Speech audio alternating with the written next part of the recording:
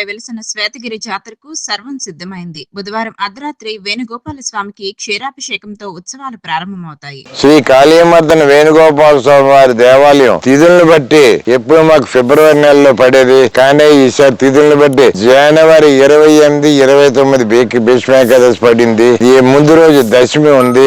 దశమి రోజు ఏంటంటే ఈ దేవాలయంలో కార్యక్రమం ఏంటంటే సాయంత్రం 4 గంటలకు స్వామివారి ఊరేగింపు. మా దేవస్థానానికి సంబంధించి 7 గ్రామాలు ఉన్నాయి. ఆ 7 గ్రామాల్లో స్వామివారి తిరువీధి జరుగుతుంది. స్వామివారి తిరువీధి జరిగి రాత్రి 11 గంటలు అవుతుంది. 12 గంటల 10 నిమిషాలకి స్వామివారి క్షీరాభిషేకం, పంచామృతాభిషేకం జరుగుతుంది. అక్కడి నుంచి భక్తులు దర్శనాలు మొదలవుతాయి. మళ్ళీ సుమారు ఏకాదశి రోజు అంతా ఇంచుమించు రాత్రి 10 గంటల వరకు దర్శనాలు జరుగుతూనే ఉంటాయి. ఇంకా ముఖ్యంగా ఈ దేవాలయంలో భక్తులకి ఎటువంటి అసౌకర్యాలు కలగకుండా పటిష్టమైన బ్యారికేడింగ్, గత విషయాలు అనుభవం పరిగణలో తీసుకొని, గతంలో జరిగిన ఇన్సిడెంట్లన్నీ పరిగణలో తీసుకొని పటిష్టమైన బందోబస్తు బ్యారికేడింగ్ ఏర్పాటు చేయడం జరిగింది.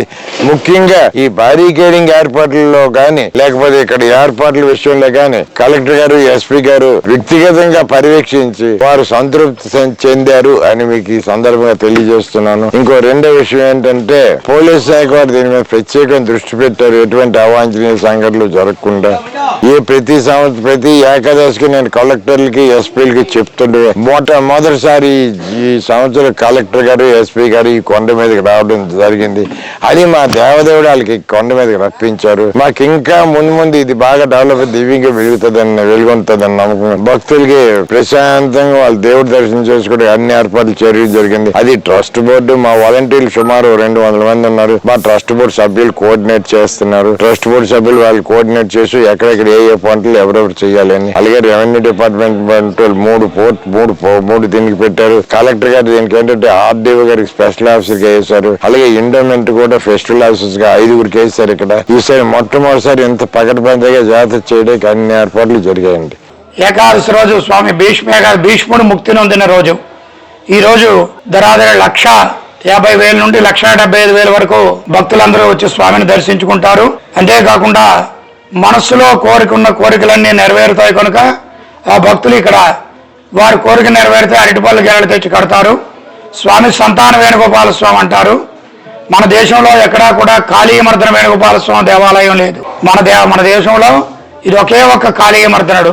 కాళీయుడనే సర్పాన్ని తన పాదం కింద పెట్టుకొని దాని యొక్క మదాన్ని అర్చించాడు, మర్దన చేశాడు అనమాట. అందుకు ఎక్కడ కాళీయుడు పాము ఉంటుందో అక్కడ సంతాన వేణుగోపాల స్వామి అంటారు. ఇది 4వ శతాబ్దం దేవాలయం. శ్వేత చక్రవర్తి భార్య విష్ణుప్రియ కోరిక మేరకు స్వామి ఇక్కడ స్వయంభువుగా వెలసాడనమాట. ఈ దేవాలయం చాలా విశిష్టమైనది. శ్వేత చక్రవర్తి పరిపాలించాడు కనుక దీనిని శ్వేతగిరి అంటారు, తెల్లకొండ అని. ఈ యొక్క క్షేత్రంలో పూర్వకాలంలో కింద దేవాలయం నరసింహస్వామి, వరదరాజస్వామి, వెంకటేశ్వర స్వామి పురాతన దేవాలయాల కింద ఉన్నాయి.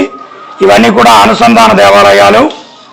ఈ యొక్క శ్వేత చక్రవర్తి భార్య కోరిక మేరకు వంశ అంటే వెదురు, దార అంటే నీరు, పిరలగారలోంచి పుట్టుకొచ్చింది వంశధార అనేది. ఆ యొక్క విష్ణుప్రియ ఏకాదశి వ్రతం చేస్తున్నది. భర్త వస్తారని కబురు పెడతాడు. ఏకాదశి వ్రతబంధం అవుతుందని చెప్పి కృష్ణుడిని వేడుకుంటుంది. ఆరాధ్య దైవం శ్రీకృష్ణుడు అనమాట. ఈ వంశధార నది అనేటువంటిది దక్షిణముఖంగా ఉండేదనమాట. ఆవిడ కోరిక మేరకు ఉత్తరానికి ప్రవహించింది. వారిద్దరిని ఎడబాటు చేసిందనమాట. అప్పుడు ఈ శ్వేత చక్రవర్తి శ్రీకూర్మం వెళ్ళి తపస్సు చేస్తాడు. ఆయన కోరిక మేరకు కూర్మనాథుని అవతరిస్తాడు. ఈ యొక్క వైష్ణవ దేవాలయాల్లో వేణుగోపాల స్వామి పెద్దవాడు. ఈ నేత్రయాక మాఘశుద్ధ ఏకాదశి వేణుగోపాల నేత్ర అవుతుంది. పాల్గొన శుద్ధ పౌర్ణమి కూర్మనాథ స్వామి నేత్ర అవుతుంది. ఈయన తర్వాత వాడు కూర్మనాథుడు. కింద నరసింహస్వామి, వరదరాజస్వామి, వెంకటేశ్వర స్వామి కూడా ఈయన కన్నదమ్ములు. ఇవన్నీ అయ్యాక 3వ యాత్ర వైశాఖ శుద్ధ తది అక్షర తృతీయ అంటారు, సింహాద్రప్పన్న యాత్ర జరుగుతుంది. కనుక ఆదిమూలం వేణుగోపాల యాత్రే జరుగుతుంది.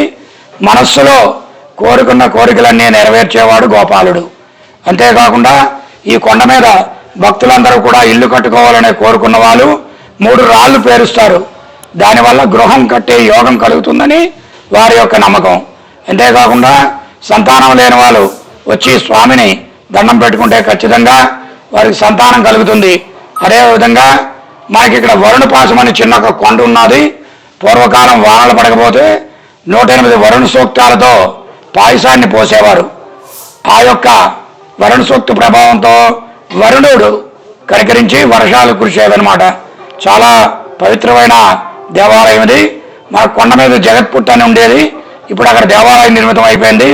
పూర్వకాలం అక్కడ పలుకురాయి ఉండేది, అది బ్రిటిష్ వాళ్ళు ఎత్తుకుపోయారు.